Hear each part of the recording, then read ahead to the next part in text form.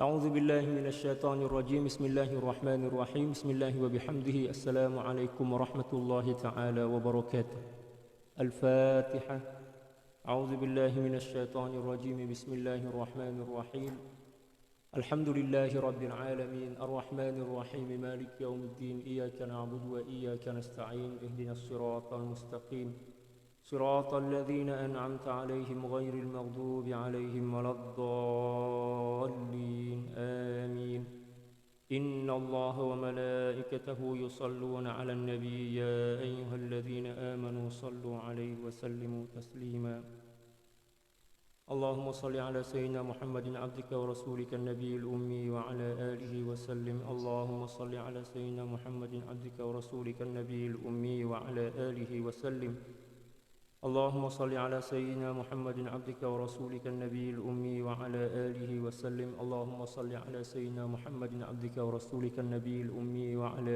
آله وسلم اللهم صل على سيدنا محمد عبدك ورسولك النبي الأمي وعلى آله وسلم اللهم صل على سيدنا محمد عبدك ورسولك النبي الأمي وعلى آله وسلم اللهم صل على سيدنا محمد عبدك ورسولك النبي الأمي وعلى آله وسلم اللهم صل على سيدنا محمد عبدك ورسولك النبي الأمي وعلى آله وسلم اللهم صل على سيدنا محمد عبدك ورسولك النبي الأمي وعلى آله وسلم اللهم صل على سيدنا محمد عبدك ورسولك النبي الأمي وعلى آله وسلم اللهم صل على سيدنا محمد عبدك ورسولك النبي الأمي وعلى آله وسلم عدد ما وسعه علم الله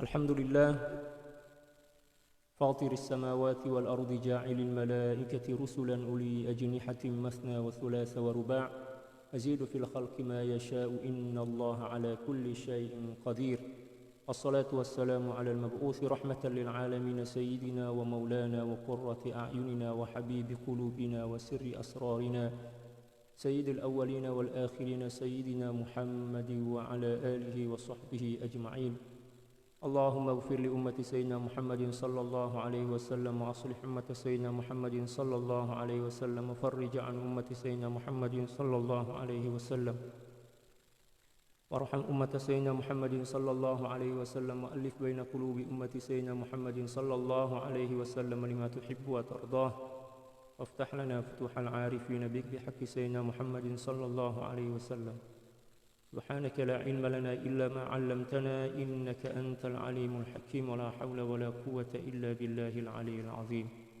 وصلى الله على سيدنا محمد وعلى آله وصحبه وسلم الحمد لله رب العالمين. Alhamdulillah, kembali berjumpa dengan saya Al-Fakir Ilallah Sultan Mujahidin dalam kajian kitab Al-Anwar fi Adabis Suhbati 'inda al-Akhyar karangan daripada Sayyidil Imam Abdul Wahhab Asy-Sya'rani radhiyallahu taala an. Pada pagi ini kita telah pun sampai pada muka surat atau halaman 138.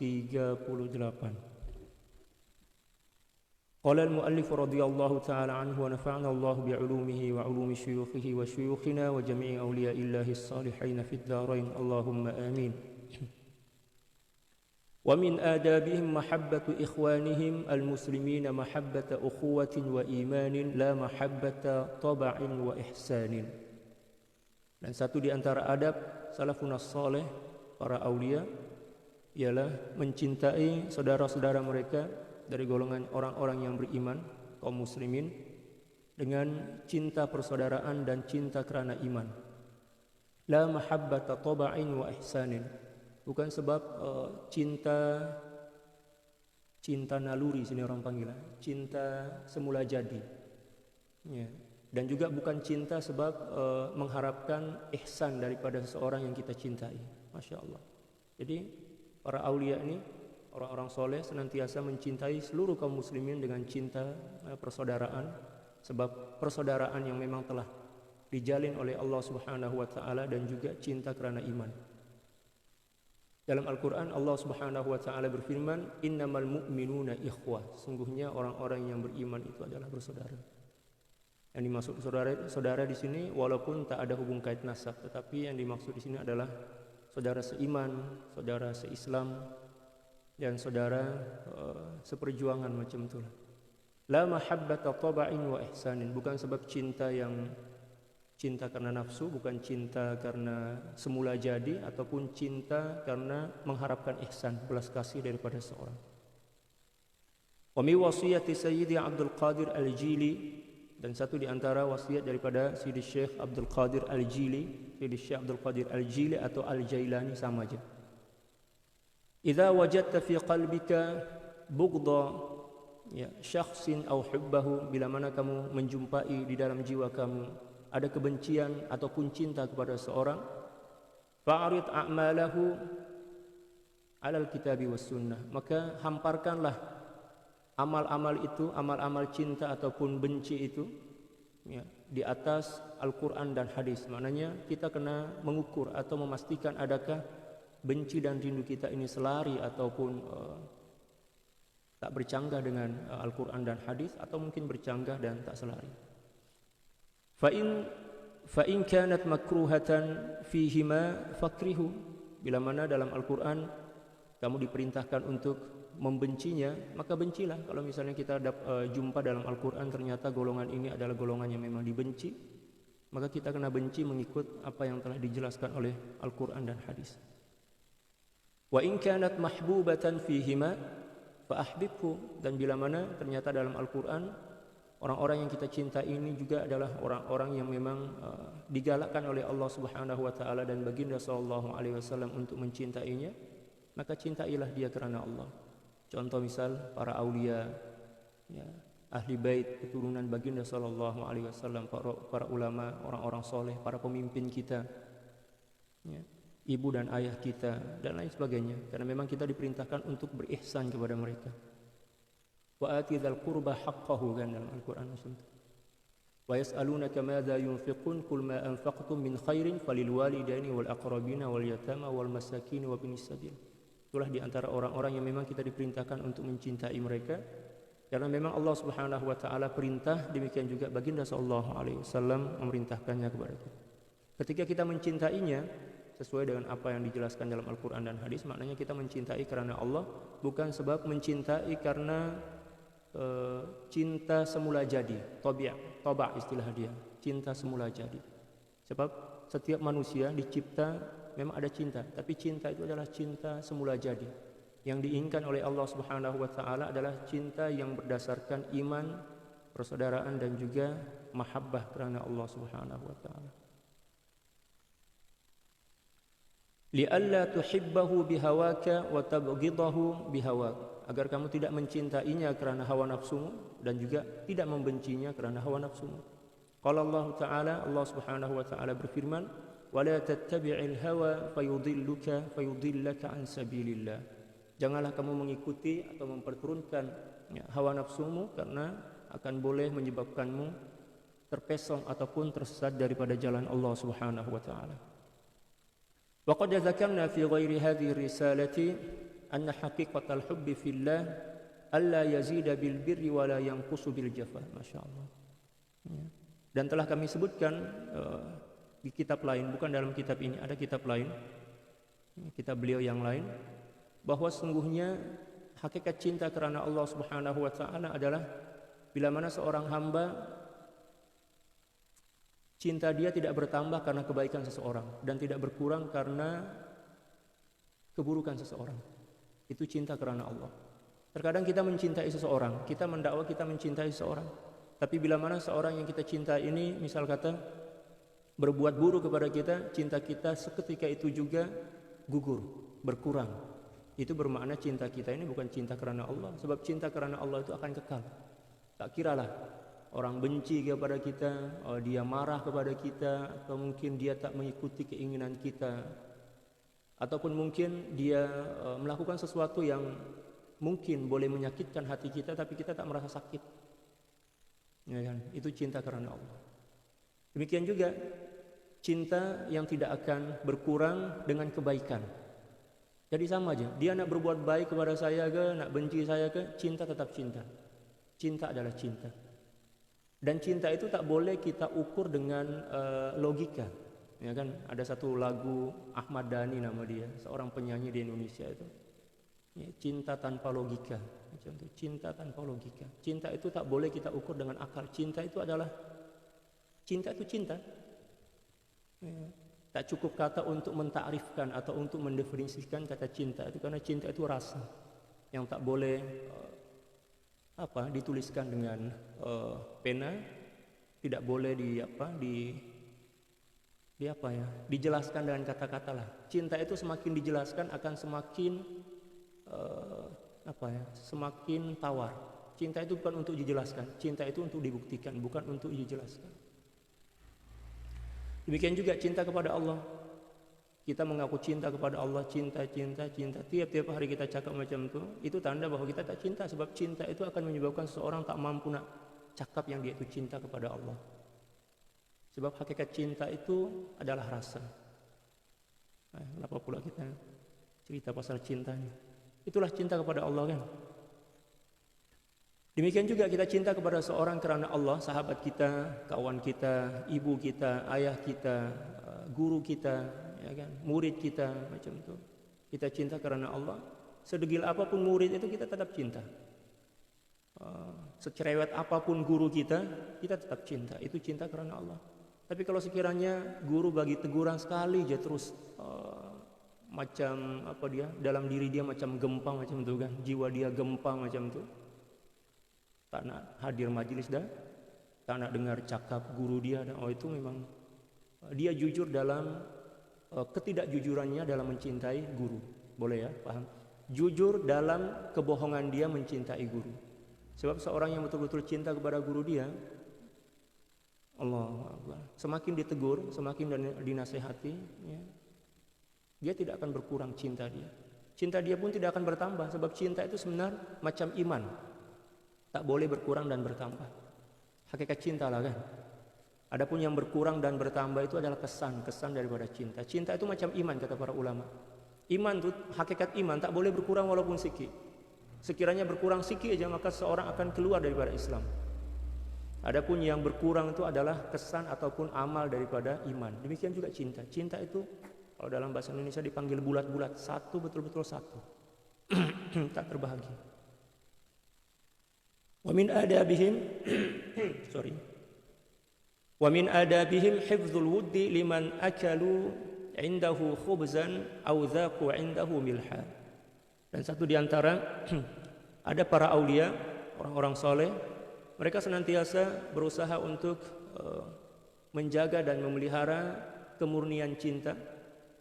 Liman akalu indahu khubzan, kepada seorang yang telah mereka makan makanan atau roti mereka. Jadi misal ada jemputan, seorang muslim menjemput kita, dia menjemput kita itu tanda bahwa dia cinta kan, cinta karena Allah. Kita datang, kita makan makanan dia.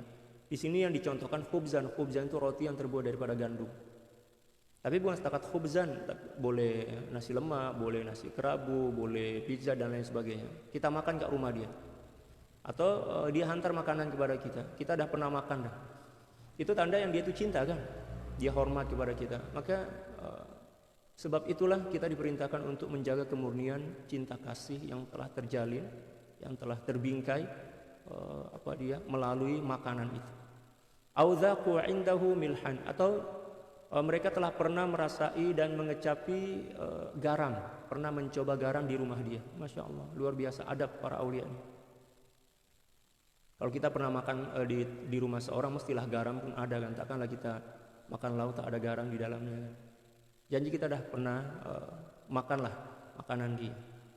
Ya. Kita kena jaga tuh hubungan. Wa dzakara Sayyidi Aliul Khawas, telah disebutkan oleh Sayyidi Aliul Khawas radhiyallahu taala yang merupakan guru beliau, mursyid beliau, anna dzalika kana min akhlaqil lusus. Dan ini kata beliau, akhlak ini adalah merupakan akhlak perompak. Di sini orang perompak, panggil perompak, pencuri. Pencuri di zaman Ayyamis Sultan Qaitbay. Ya, Sultan Qaitbay ini adalah salah seorang penguasa, sultan, raja di Mesir di zaman dahulu. Kata beliau, akhlak ini adalah akhlak para pencuri zaman dahulu. Allahu Akbar. Para pencuri pun juga mempunyai adab, mempunyai cinta kan. Luar biasa. Nanti beliau akan ceritakan macam mana apa yang berlaku di zaman dahulu berkenaan dengan akhlak para pencuri, yang mana akhlak itu kalau zaman sekarang kita tak jumpa dah. Zaman dahulu akhlak mulia itu adalah akhlak yang dimiliki oleh para pencuri zaman dahulu. Beliau akan cerita di sini. Wa hukiya min waqa'i syatir al-hamur, diceritakan tentang satu kejadian yang berlaku pada seorang yang bernama Syatir Hamur, ya, seorang nama orang lah. Kabirul Lusus, ya, ini adalah pengetua daripada perompak atau pencuri. Ya, pengetua dia pernah bercerita. Annahu dakhala marratan ala tajirin bijiwari Jami'il Gumari bi Misra wa huwa wa jama'atu. Suatu saat, kata beliau, suatu malam beliau datang ke rumah seorang peniaga, orang kaya lah. Nah, orang kaya nak mencuri. Yang mana rumah orang kaya ini dekat atau berhampiran dengan Masjid Al-Gumari. Masjid Al-Gumari itu kalau daripada Masjid Al-Azhar mungkin ambil masa dalam 10 menit lah jalan kaki. Kalau tak silap. 10 menit, 15 menit. Tengok keadaan juga. Dia datang ke rumah peniaga kaya ini dengan pasukan dia lah. Pasukan dia datang nak mencuri. Hatta waqafu ala ra'sihi, sehingga para pencuri ini menangkap dan nak sembelih tuan rumah. Wa akhadhu yufattishuna fil bait. Ya, bukan sembelih maknanya mengancam, memegang lah. Kalau macam-macam boleh kena tusuk, boleh kena apa macam itu. Kena pegang. Kemudian mereka mencoba untuk cek isi rumah, mana letak duit, mana letak emas dan lain sebagainya. Fastaiqadha at-tajir. Ya, tiba-tiba saja tuan rumah terbangun. Maksud daripada akhadhu waqafu ala ra'sihi, ra'si maknanya mengepung. Rumah itu dikepung lah macam tu. Rumah itu dikepung. Sama istilah kita dikepung lah, dikelilingi oleh para pencuri. Kemudian tiba aja ketika mana pasukan dia ini, anggota dia sedang mencari-cari tempat duit dan emas, tuan rumah bangun. Subhanallah. Fara'al lususa waqifina ala ra'sihi. Ya, dia menyaksikan ternyata para pencuri ini telah mengepung dia. Akan berada di sekeliling dia. Faqala lahu Hamur, maka pengetua daripada pencuri ini cakap, la takhaf ala nafsika ya khawajah. Bos, ya kalau istilah kita, bosku jangan takut. Ya, jangan khawatir. Ya. Fas-sibyanu innama yatlubuna minkal ghidha'a faqat. Allahu akbar. Saya mencuri nih, kata apa dia? Kata ke pengetua pencuri ini, ya, sebab anak-anak saya nak makan je. Nak makan itu je, kata beliau. Saya mencuri, saya tak mencuri kalau sekiranya saya ada duit dan anak-anak saya tak lapar. Tapi saya mencuri ini sebab memang anak saya lapar, anak-anak kami lapar. Faqala kam antum. Kemudian tuan rumah cakap, oke, kalau macam itu jumlah kalian berapa orang? Ya. Faqala asyrah, 10 je, 10 orang. Faqama wa atalahum bi alfi dinar. Kemudian tuan rumah ini berdiri lalu mengambilkan 1000 dinar. Masya Allah, 1000 dinar itu tak tahulah uang apa dia, uang emas kan, dinar itu uang emas. Wazaduhu min waraihim arba'ata dinar. Kemudian ditambah pula 40 dinar. Jadi 1040 dinar, 1400 dinar, mohon maaf. Ya, wazadahum min waraihim arba'ami'ati dinar. Ya. Beliau tambah 400 dinar, maknanya 1400 dinar. Masya Allah, banyak sangat. Faqala lahu Hamur, lalu kemudian pengetua pencuri itu cakap, syakarallahu fadlak, semoga Allah Subhanahu wa taala memberkati kemurahanmu. Ya khawajah, ya bosku. Istilah kita sekarang ini mungkin bosku lah macam itu.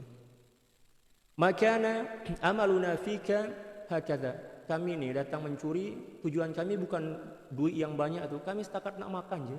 Masya Allah. Ada pencuri ini luar biasa kan? Subhanallah. Maknanya para pencuri zaman dahulu itu lebih beradab dibandingkan kita saat ini. Ya kan? Pencuri pun ada adab nih. Ya, beliau cakap, maka na amaluna fika hakadha. Ya, hadza kullah. Kami datang ke sini bukan nak ambil seluruh harta benda kamu itu. Ya. Kami setakat nak cari makanan aja. Mungkin pisang goreng, bagi-bagi. Wallahu alam lah. Mungkin ada ayam goreng kat situ, nak bagi kepada anak-anak dia lah, anak-anak mereka. Wa wada'a kullu wahidin nasibahu fi jaybihi.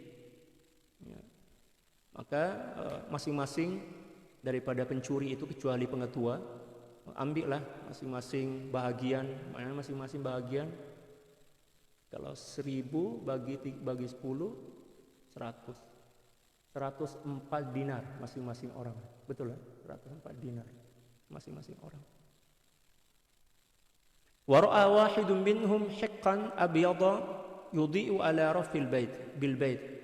Kemudian salah seorang di antara mereka melihat ada satu tempat, ada satu kotak lah, satu tempat box macam itu berwarna putih, ya, yang terletak di atas rak dalam rumah itu.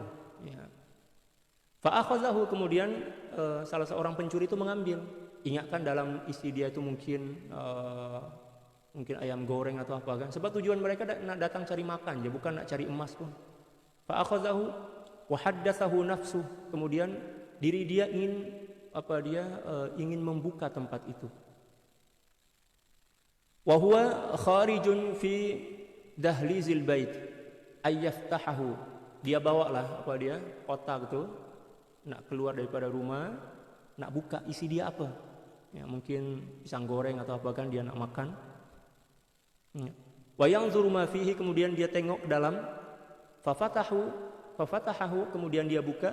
Fara'a fiha syai'an na'iman. Lalu dia nampak isi dia benda yang lembut. Ya, macam itu kan. Fadzaqahu faqala milhun. Ya, kan? Lalu kemudian dia rasa, oh ternyata garam, macam itu kan. Ya. Fasami'ahu hamur, kemudian hamur, si syatir hamur ini maksudnya pengetua daripada pencuri itu dengar. Ya, dengar, kamu makan garam, ya, macam itu kan. Faqala, lalu dia berkata, ruddu ma ma'akum. Ya.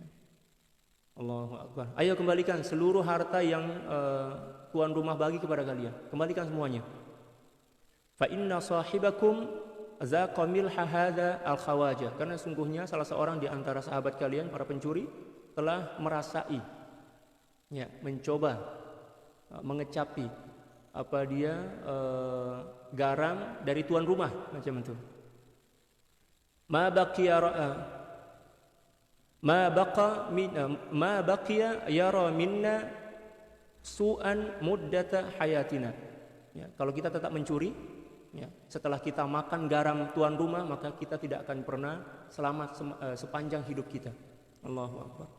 Faraddul mala kullah, kemudian mereka mengembalikan seluruh harta itu, ya, harta benda yang telah atau duit emas yang diberikan kepada mereka.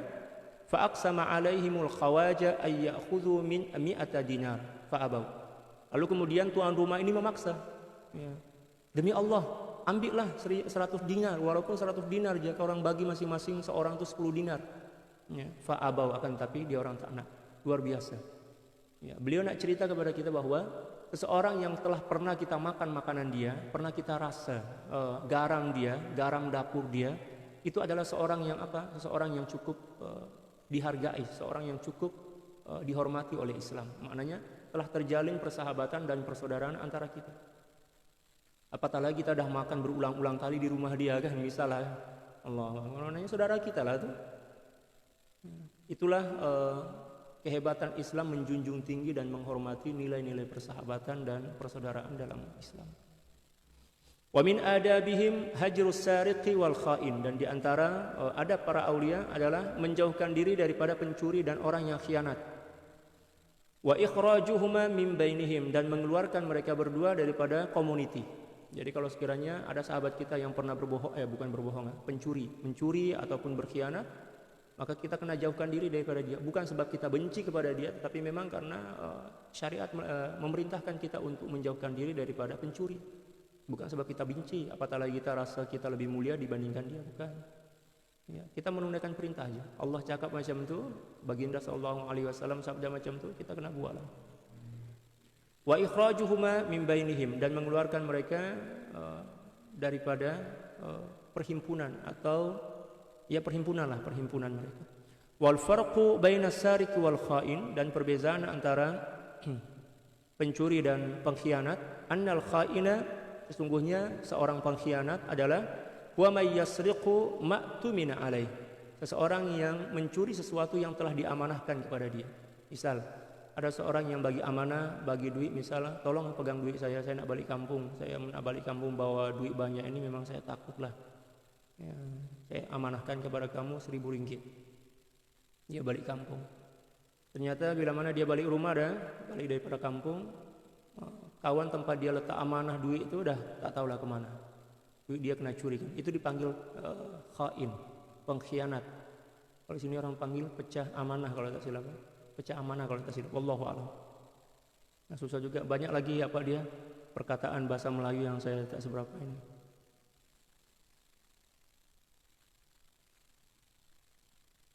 Wasariqu, adapun pencuri, wa may yasriqu ma la yu'tamanu alaih, seseorang yang mencuri sesuatu yang tidak diamanahkan kepada mereka. Misal kita letak duit, kita tak bagi tahu kepada dia yang kita ini bagi amanah kepada dia, tiba-tiba dia mengambil duit kita, itu pencuri. Jadi ada perbedaan antara khain dan sariq. Wa qad qalu, dan para ulama berkata, innal khiyanata tuzhibul barakata min malil insani wa umri. Sesungguhnya pengkhianatan, pecah amanah, itu boleh menghilangkan keberkatan daripada harta dan umur seseorang insan. Allahu Akbar. Menghilangkan keberkatan. Wa kadzalikal qaulu fis sariqah, demikian juga mencuri itu akan menghilangkan keberkatan dan juga menghilangkan keberkatan umur dan juga harta benda kita. Jangan mencurilah.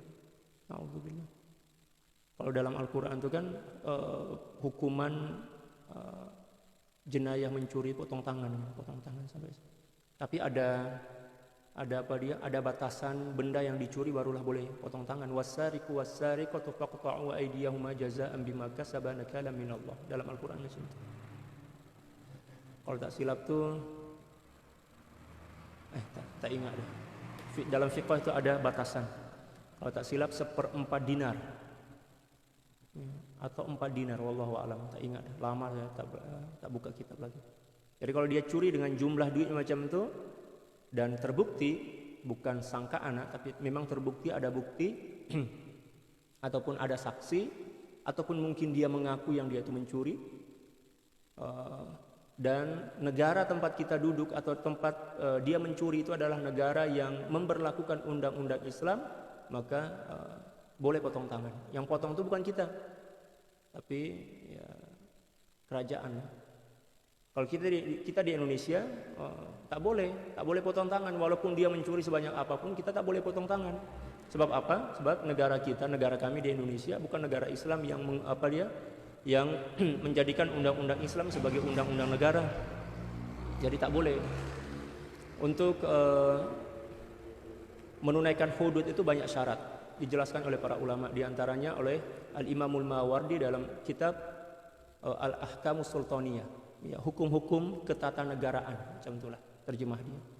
Al-Ahkamus Sultaniyah, hukum-hukum ketatanegaraan, itu dalam bahasa Indonesia oleh Imam Mawardi. Luar biasa. Kalau istilah dalam bahasa Indonesia itu undang-undang ketatanegaraan, Al-Ahkamus Sultaniyah. Disebutkan dalam kitab itu bahwa untuk menunaikan hudud ada syarat-syarat dia. Di antaranya adalah negara yang ingin memberlakukan hudud itu adalah negara Islam yang betul-betul 100% menggunakan syariat Islam. Contoh misal Saudi, ya orang memang menggunakan syariat Islam. Di sana mencuri, membunuh itu memang kisos, dan kalau mencuri itu potong tangan lah. Kalau memang sesuai nisab, ada ukuran benda yang dicuri itu baru bila mana cukup maka potong tangan, dengan syarat pertama negara adalah negara Islam, undang-undang pun kena Islam. Yang kedua cukup nisab itu tak pasti, tak ingat dah. Kalau tak silap 1/4 dinar, 1/4 atau 4 dinar, wallahu alam, tak ingat dah. Nanti boleh tengoklah kitab-kitab para ulama. Syarat yang ketiga kena ada saksi, ada bukti ataupun saksi ataupun dia yang mengaku diri. bahwa dia telah mencuri. Bila mana syarat-syarat itu telah terpenuhi, maka barulah boleh potong tangan. Potong tangan sampai pergelangan tangan. Bukan sampai di sini ya, tak boleh sampai sini, sampai sini.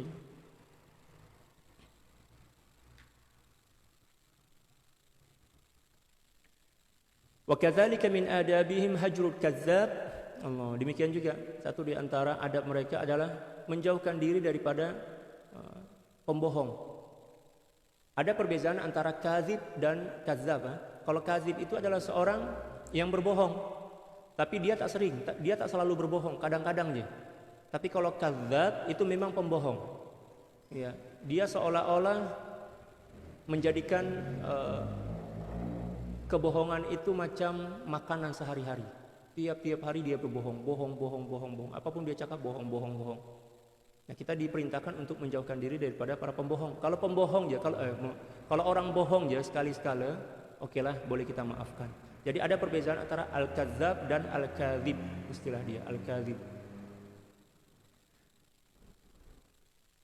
Qalat Aisyah, Sitina Aisyah radhiyallahu taala anha wa ardhaha wa anil jami' wa an jami'il ummahatil mu'minin, lam yakun syai'un abghadu ila Rasulillah sallallahu alaihi wasallam min al-kadzdzab. Tidaklah seorang yang paling dibenci, yang dimurkai oleh baginda sallallahu alaihi wasallam dibandingkan seorang pembohong.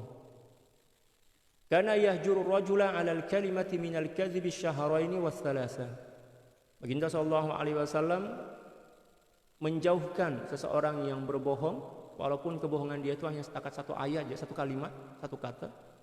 Kalau memang dia seorang pembohong yang betul-betul suka berbohong, sampailah 2 atau 3 bulan. Terkadang sampai 2 atau 3 bulan beliau jauhkan. Apakah bercanggah dengan hadis baginda sallallahu alaihi wasallam bahwa kita tak boleh menjauhkan sahabat kita lebih daripada 3 hari? Tak bercanggah. Ya, sebab ini memang adalah hukum yang khas. Ya. Adapun yang 3 hari itu adalah kawan kita yang kita bergaduh dengan dia bukan sebab berbohong, tapi bergaduh kan macam itu. Jadi kita kena bezakan, jangan menyamakan. Sebelum kita memahami hadis itu kita kena faham dulu lah asbabul wurud dia. Seperti mana Al-Qur'an ada asbabun nuzul, ayat ada asbabun nuzul, maka hadis-hadis baginda sallallahu alaihi wasallam pun juga ada yang dipanggil asbabul wurud. Kronologi berlakunya hadis itu atau latar belakang dia.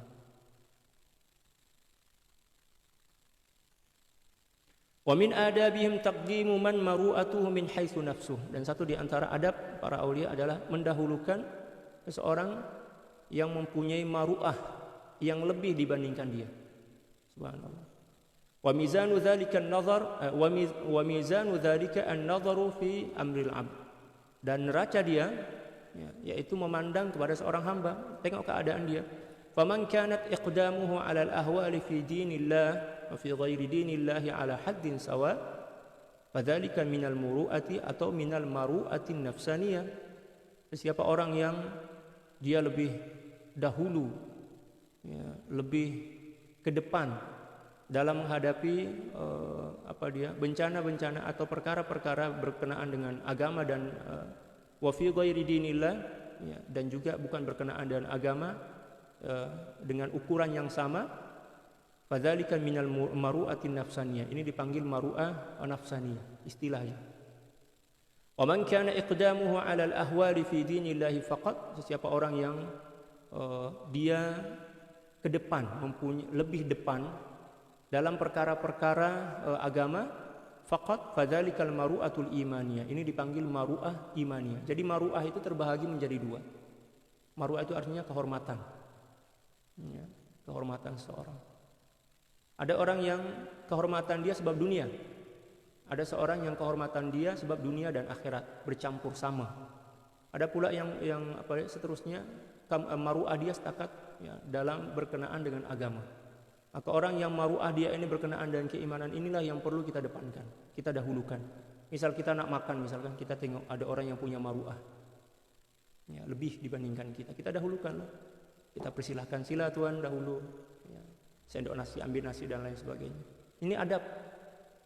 Jangan pula berebut kan. Terkadang-kadang kita gak kenduri itu berebut. Ada jamuan makan, jangan berebut lah. Kita kena jaga adab. Tengok dulu siapa yang lebih bermaruah, siapa yang lebih terhormat, siapa yang lebih mempunyai kemuliaan dibandingkan kita. Kita dahulukan yang lebih alim terdahulu kan. Atau kalau sekiranya di dalam jamuan makan itu hadir keturunan baginda sallallahu alaihi wasallam, ahli bait baginda sallallahu alaihi wasallam, maka kita dahulukan. Walaupun dia tak seberapa alim, kita dahulukan untuk ambil makanan, untuk ambil minuman, ataupun kita suguhkan maknanya kita bagi makan macam itu kan. Kita siapkan makanan, kita dahulukan ahli bait dulu, tengok. Nah, kita kena pandai-pandai tuh. Ya, pandai-pandai memastikan di jamaah ini siapa? Tengok. Oh, di sini ada ahli bait syarifah misalnya. Seseorang yang bergelar syarifah, sayyid, habib, habibah dan lain sebagainya, atau sayyid, sayyidah macam itu kita dahulukan. Walaupun di situ ramai para ulama tapi bukan dari golongan ahli bait, ya kan? Kita dahulukan dulu keturunan baginda sallallahu alaihi wasallam. Kita melihatnya bukan dari sudut keilmuan tetapi dari sudut darah daging yang mengalir dalam jiwa mereka itu adalah darah daging baginda sallallahu alaihi wasallam. Kita dahulukan. Demikian juga nak bagi salam, ya kan? Tengok dulu siapa di antara mereka ahli bait, kita dahulukan. Assalamualaikum secara khas. Lepas itu barulah kita bagi salam secara umum kepada orang lain. Ataupun kita bagi salam secara umum dulu, lepas itu kita bagi salam secara khas kepada ahli bait. Lepas itu barulah para ulama. Para ulama ini kita tengok siapa di antara para ulama yang paling alim dan paling tua. Yang paling alim dan paling tua dan paling berakhlak. Nah, itu kita dahulukan. Lepas itu barulah ulama-ulama senior. Senior dulu, lepas itu junior. Barulah kita tengok siapa di antara mereka yang orang-orang terpandang. Ya, datuk datin misal, contoh kan. Setelah itu barulah orang-orang biasa. Nah, dalam Islam itu kita diajarkan untuk menyusun atau mengurutkan, ya, menyusun martabah atau manzilah seseorang mengikut apa yang ada pada diri mereka. Ya, luar biasa, Islam itu luar biasa. Kalau kita praktikkan maka akan menjadi cantiklah kehidupan kita. Tapi sekarang kebanyakan kita sibuk dengan dunia, tak sempat dah nak fikirkan akhlak kita. Manakala orang yang paling mulia di akhirat nanti adalah ahasinukum akhlaqa. Dalam hadis macam itu kan. Orang yang paling rapat juga dengan baginda sallallahu alaihi wasallam di akhirat dan paling bahagia adalah orang yang paling baik akhlaknya. Akhlak kepada diri sendiri, akhlak kepada orang lain, akhlak kepada para ulama, kepada baginda sallallahu alaihi wasallam dan ahli bait beliau, baginda sallallahu alaihi wasallam. Demikian juga akhlak kepada alam semesta lah secara umum. Macam itu. Yang perlu kita perbetulkan akhlak. Demikian juga kita kepada anak. Kalau kita ajar anak dengan lisan kita, dengan cakap kita, tak boleh. Tak boleh. Walaupun kita marah sampai berbuih mulut kita berbuih kan. Kita marah tiap orang bla bla bla bla bla bla bla bla. Awas kamu, awas. Apatah lagi dengan ancaman-ancaman, tak boleh. Wallahi tak boleh. Itu kata para ulama, bukan saya cakap. Saya setakat menyampaikannya. Cara mendidik anak, keluarga, istri, suami pun kena didik juga oleh istri itu. Adalah dengan apa? Dengan akhlak. Dengan akhlak. Kalau kita cakap, manusia ini, perempuan kan, kata para ulama, kata pakar lah, perempuan ini dia dibagi kuota oleh Allah Subhanahu wa taala 20.000 ke 2.000 kata per hari kan, kalau tak silap ya. Kena habis tuh 20.000 kata per hari itu. Kalau tak habis tuh pening kepala dia. Nah, tapi kita kena gunakan untuk yang benda-benda yang baik kan? Untuk baca Al-Quran, untuk bagi nasihat dan lain sebagainya. Jangan kita gunakan untuk marah dan lain sebagainya. Bila mana 20.000 kata yang memang menjadi kuota kita tiap hari itu, seorang perempuan, kita guna untuk nasihat, untuk marah kepada anak kita agar berubah, tak boleh. Ya, tak boleh. Yang paling cepat untuk merubah keadaan orang-orang yang ada di sekitaran kita, tak kiralah anak kita, ayah, saudara-saudara mara kita dan lain sebagainya, adalah akhlak. Akhlak. Ubah dulu diri kita, maka semuanya akan berubah. Ibda binafsik summa biman ta'ul, kata baginda sallallahu alaihi wasallam. Mulakan dengan dirimu dulu. Kalau kita tak berubah, walaupun anak kita itu kita sekolahkan sampai ke ujung langit sana, Ya, tak boleh. Sebab dia akan kembali dalam kehidupan kita kan. Dia tengok akhlak kita macam itu, dia akan terbawa kembali. Jadi mengubah akhlak orang-orang yang ada di sekitaran kita itu dengan akhlak. Merubah perilaku dengan akhlak. Akhlak kita kena tukar, kita rubahlah. Kita nak agar anak kita jujur, kita kena jujur kan. Sebab kita ini cerminan, tempat bercermin anak kita. Apapun yang dia orang nak buat itu dia tengok emak dia, ayah dia tengok. Dia cermin dia lah itu kan. Cermin. Saya buat dalam status Facebook saya itu kan. Manusia terbentuk 80% daripada persekitaran dia. Bila mana dia bersahabat, dan sahabat yang paling dekat adalah ibu dan ayah. Sahabat dia oke, takwa, maka anak dia walaupun tak pernah dinasihat, walaupun tak pernah diajak, setakat tengok aja macam tu ayah dia orang solat, ya kan, puasa dan lain sebagainya, mesti dia akan ikut. Itulah pendidikan akhlak sebenarnya, dimulakan daripada diri kita sebagai orang tua lah. Sebagai orang tua. Ada sahabat kepada sahabat saya ini penghafaz Al-Quran. Dia tak pernah pun ajak anak dia menghafaz Al-Quran. Tapi tiap-tiap hari dia tengok ayah dia mengulang hafazan kan. Bismillahirrahmanirrahim. Anak dia tanyalah, Baba masih kecil lagi, Baba buat apa nih? Ini namanya menghafaz Al-Quran, mengulang hafazan Quran. Quran boleh hafaz ya? Boleh lah. Lepas tu anak tu cakap, kalau macam tu saya nak hafaz Quran juga lah. Dia tak pernah ajak pun. Ya kan? Dan sekarang anak dia alhamdulillah menghafaz Al-Quran. Walaupun tak habis lagi, masih kecil kan. Tapi semangat ayah dia tuh, semangat persekitaran dia. Tapi kalau tiap hari handphone, anak kita tengok, anak kita panggil, Mama nak makan, sekejap sekejap. Dia pun fikir, oh maknanya handphone dia itu lebih penting, lebih berharga dibandingkan saya. Sudah tergambar dalam pikiran mereka. Mama tak sayang saya, ayah tak sayang saya. Mama, saya nak pergi sekolah nih, nak berangkat sekolah, nak salim boleh? Oh sekejap ya. Nanti dia akan berpikir, oh maknanya salim atau handphone itu lebih mulia dibandingkan salaman jabat tangan. Akan terbentuk secara otomatis. Jadi dimulakan dengan diri kita, mulai dengan diri. Jangan cakap terlambat dah Ustaz, umur saya dah 70 tahun Ustaz, 80 tahun. Tak ada kata terlambat dalam melakukan kebaikan.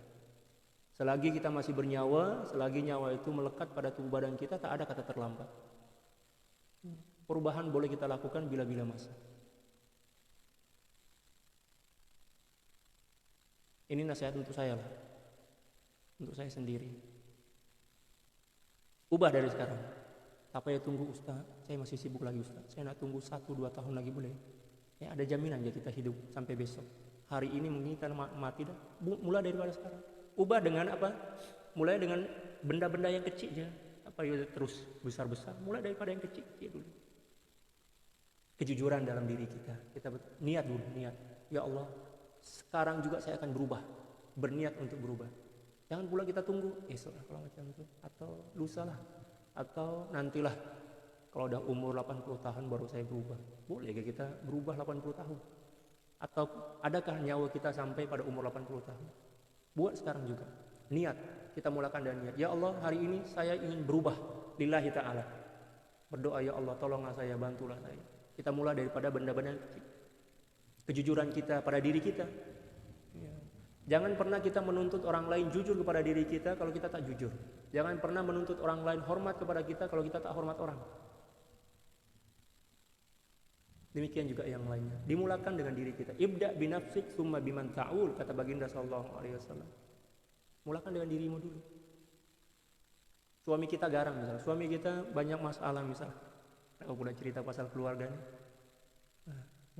Mulakan daripada perubahan pada diri kita. Jangan menuntut dia untuk berubah tapi kita pula tak berubah. Demikian juga suami, jangan menuntut istri berubah kalau kita tak berubah.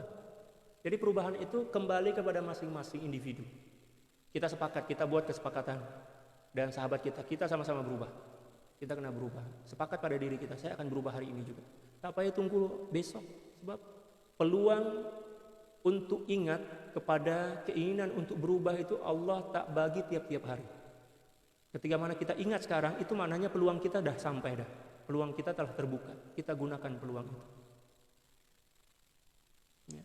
Letak niat mulai daripada saat ini, sama-sama kita berniat, ya Allah saya berubah, ingin berubah. Mulai daripada saat ini, bukan hari ini tapi saat ini. Kita mulakan dengan niat. Lepas itu barulah kita mulai, setelah itu kita lakukan penerapan praktikal mulai daripada benda-benda yang kecil. Kalau sekiranya dalam praktikal itu kita kembali terjatuh, mengulang kembali kesilapan, jangan risau. Sebab budak-budak kecil yang belajar berjalan itu akan senantiasa jatuh sampailah tulang-tulang dia itu kuat. Itu tujuan kita jatuh tuh, agar tulang-tulang mentality dan jiwa kita kuat. Kalau kita tak pernah jatuh, kita tidak akan pernah merasakan berdiri. Boleh ya? Sama lah budak-budak kecil itu, bibi itu, masa belajar berjalan itu memang jatuhlah, tersungkurlah, kepala dia kejedot kalau dalam bahasa Indonesia, dinding dan lain sebagainya. Dia menangis lah, tak ada masalah. Tapi dengan demikian jiwa dia akan kuat, akan kukuh, dan dia akan merasai manisnya keberjayaan setelah melalui proses yang begitu sukar. Ya, macam itu. Terkadang ada orang yang memang nak berubah, berhijrah kan, tapi ada masalah dalam proses hijrah, dia putus asa, kemudian dia kembali ke jalan yang tak betul, itu salah. Walaupun kita jatuh berulang-ulang kali, tetap mempunyai harapan kepada Allah, berdoa kepada Allah. Alangkah lebih baiknya kalau kita ada kawan yang sahabat yang betul-betul sama dengan diri kita kan, yang ingin sama-sama berubah. Ataupun kita punya guru. Kalau ada guru lagi senang. Sebab berjalan seorang diri dalam keadaan gelap dan kita pun dalam keadaan carut marut, istilahnya kalau dalam bahasa ini banyak masalah, kita akan jatuh dan sukar untuk bangkit kembali. Tapi kalau ada orang yang tolong kita, maka insya Allah akan mudah kita pun untuk berubah.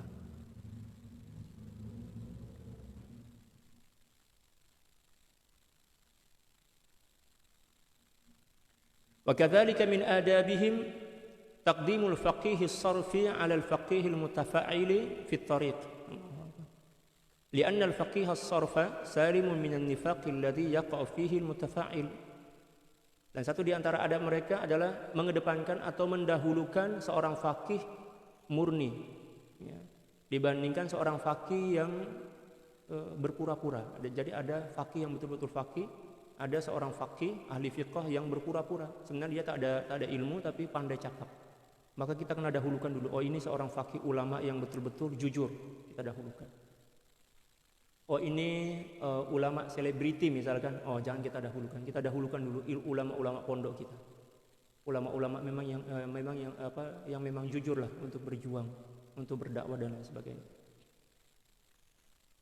Karena sesungguhnya seorang faqih ahli fikih murni yang tidak berpura-pura itu lebih selamat daripada sifat nifaq dibandingkan orang-orang yang faqih tetapi berpura-pura. Maknanya kefahaman dia tentang agama itu sebenarnya adalah kepura-puraan.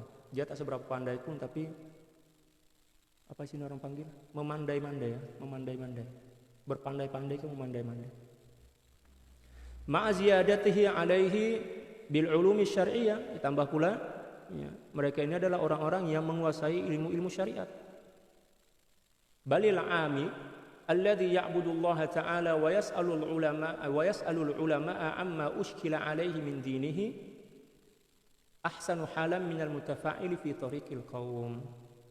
Malah kata beliau, seorang awam yang banyak menyembah Allah Subhanahu wa taala, dan bila mana ada kemuskilan dalam diri mereka bertanya kepada para ulama tentang perkara-perkara agama, itu lebih baik dibandingkan seorang faqih tapi pura-pura dalam menjalani perjalanan spiritual menuju kepada Allah Subhanahu wa taala.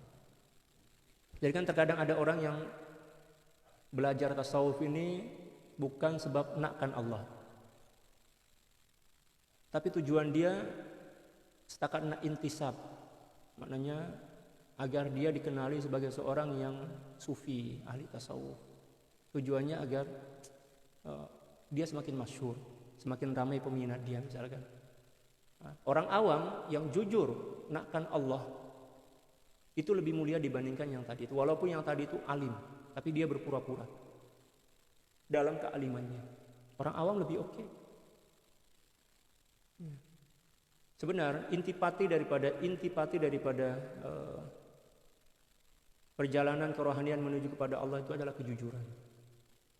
Sejahil apapun kita, seawam apapun kita, ketika mana kejujuran itu telah bersemai dalam jiwa kita, maka kita telah mempunyai modal utama untuk melakukan perjalanan kerohanian menuju kepada Allah. Kejujuran menaklukkan Allah dan Allah sahaja, bukan yang lain.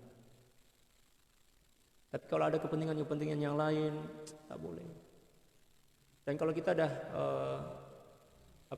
menetapkan atau memastikan tujuan kita Allah, jangan hiraukan apapun cabaran-cabaran dan godaan-godaan yang boleh membimbangkan kita. Tepikan semuanya. Ya, bila mana kita telah menjumpai Allah, maka kita akan menjumpai segala-galanya. Tapi bila mana kita kehilangan Allah, maka kita akan kehilangan segala-galanya. Man wajadallah wajada kulla syai'. Wa man faqadallah faqada kulla syai', kata para ulama. Siapa orang yang memiliki Allah, mencintai Allah, mendapatkan Allah, dia akan mendapatkan segala-galanya. Tapi seorang yang kehilangan Allah, dia akan kehilangan segala-galanya. Kehilangan harapan hidup dia, kehilangan harapan cita-cita dia dan lain sebagainya. Carilah Allah. Setelah dapat Allah, tanpa mencari yang lain pun kita akan diberikan oleh Allah Subhanahu wa taala. Cari dulu Allah. Wa min adabihim, dan di antara adab para aulia, la yakhrujuna li ziyarati ahadin hatta yatakhallaqu bi adabi ziyarah. Mereka tidak akan keluar untuk menziarahi seseorang kecuali setelah memastikan bahwa mereka telah berakhlak dengan adab-adab yang memang diperlukan untuk berziarah. Sebelum kita berziarah itu ada adab ziarah, adab-adab berziarah. Ada adab-adab dia. Di antaranya adalah asyauqu ilal mazur. Kita nak ziarah itu sebab kita rindu kepada orang yang kita nak ziarah, bukan setakat nak jumpa, nak makan, nak minum, nak borak-borak kosong misalnya, bukan. Ini satu di antara adab di kalangan para pengamal tasawuf lah ini. Yang kita sedang berbicara tentang kerohanian semua nih. Yang pertama adalah asyauqu ilal mazur, rasa rindu dan kangen kepada seorang yang kita nak ziarah. Wal jazmu bi fadlihi wa taharatihi anil ma'asil ma'nawiyyati wal hissiyah. Demikian juga dia kena memastikan bahwa orang yang dia nak ziarah itu adalah seorang yang mulia, ya, dan dia juga telah membersihkan hati dia dan tubuh badan dia daripada sebarang maksiat, ya, sama ada zahir dan batin. Maknanya bertaubat dulu kepada Allah sebelum kita berziarah, itu bertaubat dulu. Sebab tujuan kita berziarah itu adalah untuk meminta nasihat, meminta doa, untuk mempererat jalinan cinta kasih kita kepada sahabat kita kan, atau seseorang yang kita ziarah. Wahum biaksi zalik. Ya, dan mereka berlawanan daripada perkara itu. Maknanya para aulia ini hati mereka bersih, jiwa mereka bening, ya, tak ada keruh dalam jiwa mereka. Waltimasu bi barakati du'aihi wa lahdhihi. Demikian juga tujuan kita datang berziarah ini untuk apa? Untuk mengambil keberkatan, doa dan juga pandangan para ulama. Jadi pandangan para ulama, apatah lagi seorang wali itu boleh mengoyak hijab-hijab kerohanian kita. Sebab para aulia tidaklah memandang sesuatu kecuali karena Allah. Tidaklah memandang sesuatu kecuali dia orang menyaksikan bahwa apa yang dia orang pandang itu di situ adalah ada tanda-tanda kewujudan Allah Subhanahu. Sehingga bila mana dia memandang ke wajah kita dan tembus ke dalam hati kita, terkadang-kadang kita tak sadar hati kita terbuka. Hijab-hijab rohani kita itu koyak, terbakar, hangus ketika mana kita datang berziarah. Tapi kita kena bersihkan dulu hati kita. Apatah lagi nak datang jumpa dengan syekh itu, Allahu Akbar. Jangan dalam keadaan lalai. Kalau zaman dahulu kata para ulama nak jumpa dengan syekh mursyid itu, pertama kena mandi dulu, bersihkan tubuh badan, ya kan? Lepas itu guna pakaian yang paling cantik lah, yang paling lawak istilah kita. Lepas itu salat taubat 2 rakaat. Lepas itu beristighfar, mohon ampun kepada Allah, dibersihkan hati kita. Sebab kita nak bawa hati kita untuk menampung futuhat kerohanian daripada guru kita, keberkatan, cahaya ilmu dan cahaya ma'rifat daripada hati guru kita. Lepas itu kita berziarah, ini tujuan kita ziarah aja, jangan pula sambil-sambilan. Sebelum sampai jumpa syekh, bolehlah saya makan dulu, jumpa kawan dulu, tak boleh. Seolah-olah kita menduakan cinta kita kepada guru kita. Guru dulu. Saya nak ziarah syekh je yang ada. Kalau kita dah ziarah syekh, lepas itu nak jumpa dengan kawan, tak ada masalah. Tapi selalunya ini adab dalam tasawuf, selalunya jumpa dengan syekh itu nanti terakhir. Jumpa dengan kawan dulu, bla bla bla, sehingga makan, tengok-tengok dulu. Lepas itu baru jumpa dengan syekh. Kita jumpa dengan syekh dalam keadaan hati kita dah lemah dah. Syekh nak bagi keberkatan dan futuhat itu, hati kita tak mampu nak menampung. Sebab apa? Hati kita dah lemah. Jadi banyak adab sebenarnya yang perlu kita perhatikan, yang perlu kita ambil berat ketika mana nak ziarah dengan guru mursyid kita. Di antaranya di hadapan mursyid itu kita kena senantiasa hadir bersama Allah. Ya, sebab hadir bersama Allah inilah yang akan membuka hati kita dan menampung kerohanian ma'rifah daripada hati guru kita. Wa tahrirun niyati bi ay yakuna al-ba'itsu ala ziyarati imtithalu al-amri la ghairu dzalik.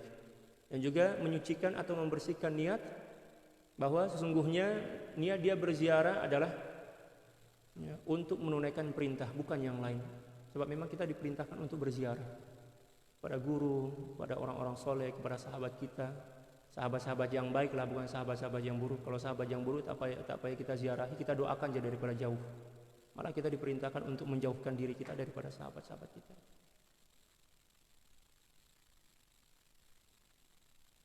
Wa hifdzul lisani minal wuqu'i fi a'radin nas. Demikian juga menjaga lisan kita agar tidak menceritakan keburukan-keburukan orang. Wa tarku dzikril mahasin. Demikian juga jangan menyebut-nyebut kebaikan-kebaikan kita di hadapan orang yang kita ziarahi. Ada orang yang berziarah kepada kita, atau kita datang berziarah kepada orang lain. Kita cerita pula kehebatan kita, yang kita ini kaya, yang kita ini pandai, yang kita ini ada gelar A, B, C, D dan lain sebagainya. Itu tak beradab. Wa hadza yashtariku fihima az-za'ir wal mazur. Dan adab ini adalah merupakan adab yang juga berlaku ke atas orang yang berziarah dan yang diziarahi. Orang yang berziarah jumpa dan orang yang diziarahi itu tak boleh cerita pasal kelebihan dan kehebatan dia. Demikian juga orang yang diziarahi, jangan pula dia cerita saya bla bla semua. Ya kan? Fa in khalati ziyaratu min hadhil adab, kalau sekiranya adab ini sunyi daripada beberapa adab pula.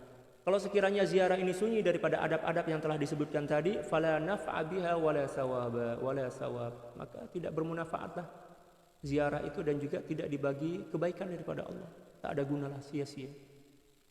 Bal hiya takallufun wa nifaqun, maka malah terkadang-kadang ianya adalah kepura-puraan dan kemunafikan. Allahu akbar. Thumma la yakhfa annahu la yajibu 'ala az-za'ir idza dzakara al-mazuru syai'an min mahasinihi ay ya'taqida annahu ma dzakara dzalika illa liqadarin syar'iyyin. Kemudian tidak diragui lagi bahwa sungguhnya kalau sekiranya yajibu 'ala az-za'ir, wajib ke atas orang yang datang berziarah atau melawat, idza dzakara al-mazuru syai'an, kalau sekiranya orang yang diziarahi menceritakan sebagian daripada kebaikan dia, ayya'taqida annahu, dia kena yakin bahwa sungguhnya seseorang yang diziarahi itu ma dzakara dzalika, tidaklah dia bercerita tentang kebaikan itu illa li ghadarin syar'iyyin, kecuali dengan tujuan yang dia berselari dengan syariat. Kalau sekiranya kita datang jumpa dengan syekh, lalu kemudian syekh bercerita tentang keutamaan atau tentang kelebihan beliau, ya, jangan pula kita berburu sangka syekh nak tunjuk-tunjuk kelebihan dia ke hadapan saya. Beliau tunjuk tu, beliau sebut itu agar kita ikuti, kita contohi, bukan sebab beliau bangga terhadap kelebihan mereka. Sebab para aulia tak ada yang rasa bangga dengan kelebihan mereka. Jadi menjaga hati itu memang suatu perkara yang paling penting dan paling berat dalam kehidupan kita. Ada orang pandai, ya, orang boleh melakukan ibadah-ibadah yang berat tapi tak mampu menjaga hati.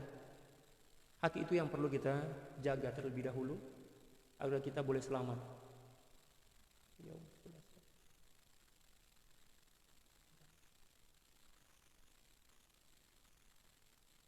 Bila mana kita telah mampu menjaga hati kita daripada buruk sangka, ya kan? Demikian juga daripada merasa diri hebat, lebih mulia, ya, lebih pandai dan lain sebagainya. Maka sekecil apapun ibadah yang kita lakukan, insya Allah akan diberkati oleh Allah Subhanahu wa taala dan boleh menghantarkan kita untuk mengenali Allah Subhanahu wa taala.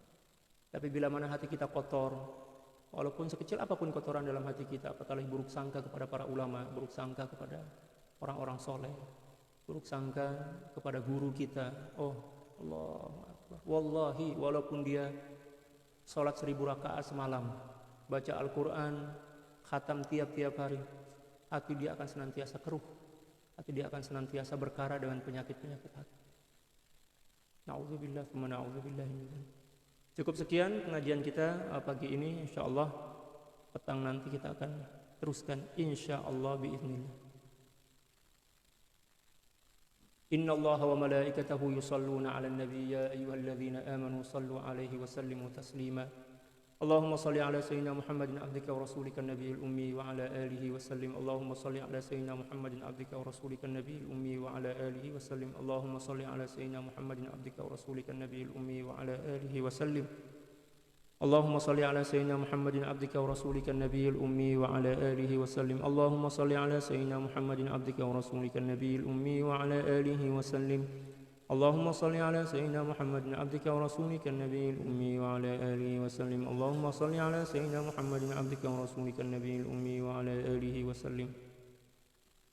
اللهم صل على سيدنا محمد عبدك ورسولك النبي الأمي وعلى آله وسلم. اللهم صل على سيدنا محمد عبدك ورسولك النبي الأمي وعلى آله وسلم. اللهم صل على سيدنا محمد عبدك ورسولك النبي الأمي وعلى آله وسلم. اللهم صل على سيدنا محمد عبدك ورسولك النبي الأمي وعلى آله وسلم عدد ما وسعه علم الله. Sekian, wallahul muwaffiq wal hadi ila sabilir rasyad wal afu minkum. Thumma assalamu alaikum warahmatullahi taala wabarakatuh.